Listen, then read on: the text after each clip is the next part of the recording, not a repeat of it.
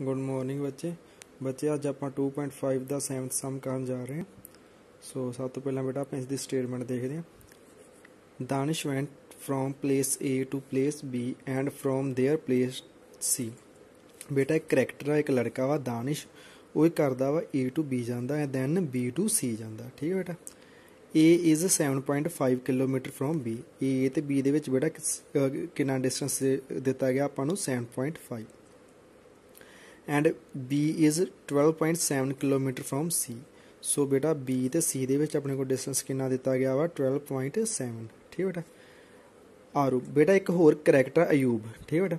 एक जिद्दां एक दानिश लड़का इदां ही एक होर लड़का अयूब, उस दे बारे की कहा गया Ayub went from place A to place D. Ayub की करदा बेटा ए टू डी जांदा and from there to place सी।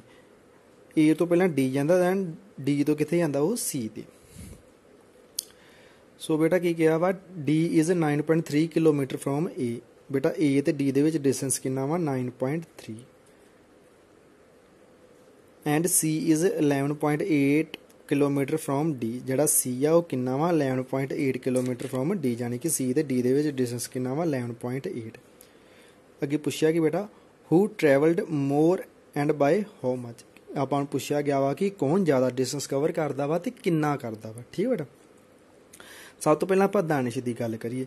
दानिश किस तरह गया, पहला ए टू बी गए दैन बी टू सी गया। जे आप दानिश ने वेख्या हो कितना डिस्टेंस कवर किया, आप किद्दां वेखांगे भी ए तो बी किस तरह उन्हें कितना किलोमीटर कवर किया तो बी टू सी कितना किया। ठीक है बेटा।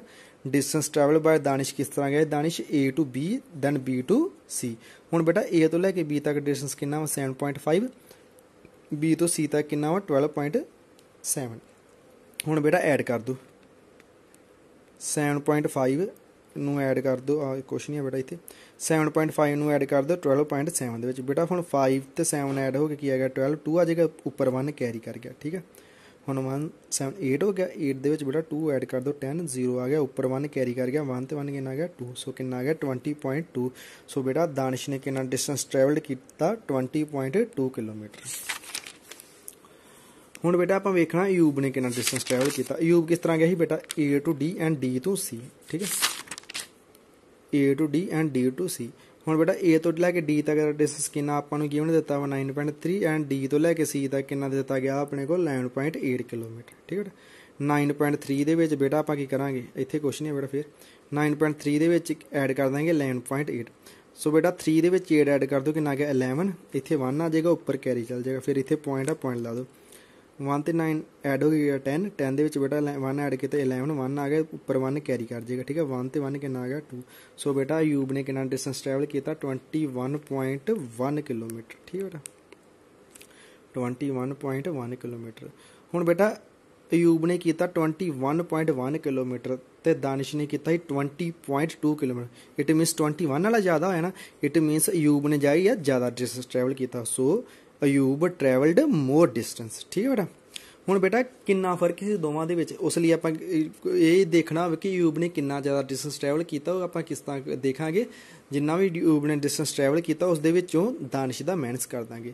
हुण अयूब ने किया 21.1 किलोमीटर ते दानिश ने किया 20.2 किलोमीटर। आपां दोवां नूं माइनस कर देंगे।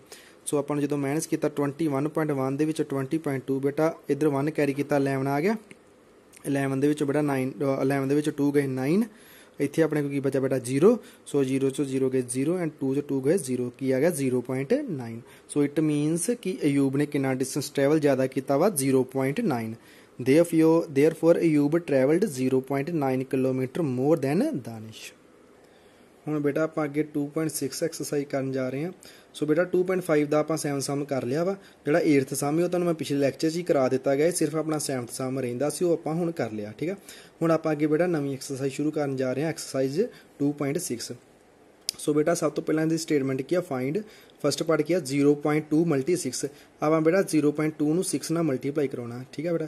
एक गल नोट करो बेटा, जो भी पॉइंट तो बाद राइट हैंड साइड से जिन्ने भी डिजिट होंगे ना उन्ने ही 1 ਨਾਲ 0 आ जांदियां। जे बेटा 1 तो बाद 2 डिजिट आ, ठीक है, सो अपने को किन्ने 0 आ जाणगियां 1 ਦੇ ਨਾਲ 1 0 आ जाएगी। जे बेटा अपने को पॉइंट तो बाद 2 डिजिट आ, सो अपने को 1 ਦੇ ਨਾਲ किन्नियां 0 आ जाणगियां 2 zeros आ जाणगियां। फॉर एग्जांपल बेटा आ देखो इत्थे बेटा मेरे को की 0.3 है ना। सो बेटा इत्थे मैं पॉइंट हटाऊंगा कि आ जाऊगा 3 ओवर 10 ठीक है।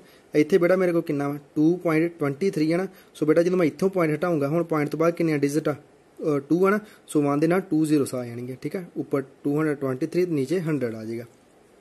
जिस तरह मान लो इत्थे लिखा हुआ मेरे को 4.563 ठीक है। हुण बेटा मैं इत्थों पॉइंट हटाया तो ऊपर की आ जाएगा 4563 नीचे हुण पॉइंट तो बाद राइट हैंड साइड ते कितनी जीरो बेटा 3 है ना 1 2 3। सो 1 दे नाल 3 zeros आ जाएंगे ठीक है 1000 आ जाएगा।